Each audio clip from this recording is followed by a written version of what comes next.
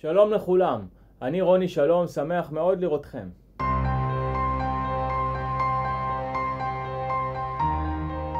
ערבית איננה שפה אחת, אלא שם כולל לשפות רבות. ראשית אנו מבדילים בין הערבית התקשורתית התקנית בת זמננו, אשר איננה שפת אם, אלא שפה נרכשת הנלמדת בבתי הספר, לבין המגוון הרחב של להגי הערבית המדוברת, המהווים שפות אם למאות מיליוני בני אדם. הערבית המדוברת איננה סוג של סלנג, אלא שם כולל למספר רב של להגים או שפות, המכילות בתוכן יסוד לשוני ערבי משמעותי.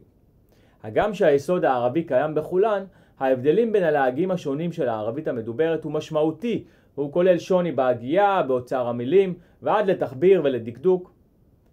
מה המשמעות של זה? זה אומר ששליטה בלהג אחד לא מאפשרת הבנה של כל יתר הלהגים.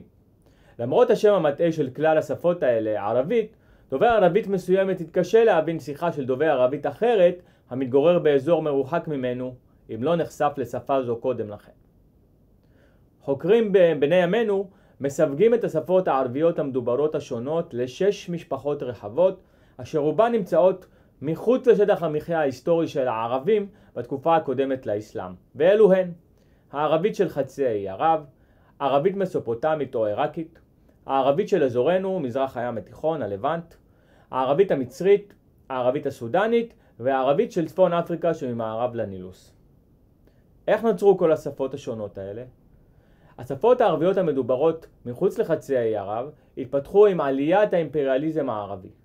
גלי הגירה של שבטים ערביים השתלטו על שטחים מאוכלסים מחוץ לחצי האי ערב והשליטו עליהם את השפה הערבית כשפה רשמית ומדוברת על בסיס שפה אימפריאליסטית אחרת, הארמית, והביאו בצורה הדרגתית לשערוב ואסלום של המרחב ושל מרבית האוכלוסייה בו.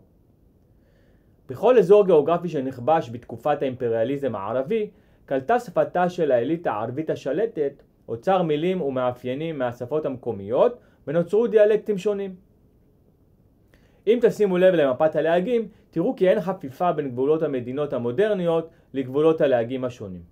כך לדוגמה, במערבה של מדינת סוריה המודרנית מדברים בערבית של אזור הלבנט, במזרחה של המדינה מדברים בערבית עיראקית, ואילו בדרומה מדברים בכלל בערבית נג'דית, במשפחת הלהגים של חצי האי ערב.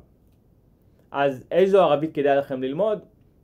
ההמלצה של הצוות הפדגוגי שלנו בחיקמה ללימודי המזרח התיכון היא ללמוד להג המאפיין את האזור בו אתם מתגוררים או את האוכלוסייה איתה אתם עומדים בקשר. שימו לב כי בכל אזור ואזור ישנם להגים כפריים ולהגים עירוניים. אנחנו ממליצים על לימוד של הלהג העירוני בשל התפוצה הרחבה וקלות הלימוד היחסית שלו.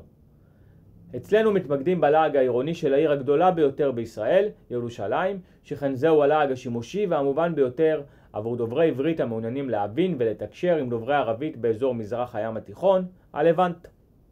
לאחר מכן, אם ברצונכם לתקשר עם דוברי ערבית מחוץ לאזורנו, כדאי ללמוד גם ערבית תקשורתית כשפה ערבית שנייה, שתאפשר לכם הבנה של חדשות וגם תקשורת בכתב עם כל דובר ערבית שהוא בעולם.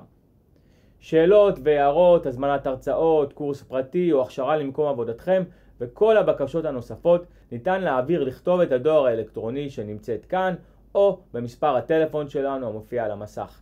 תודה שצפיתם בנו ונתראה בסרטונים הבאים.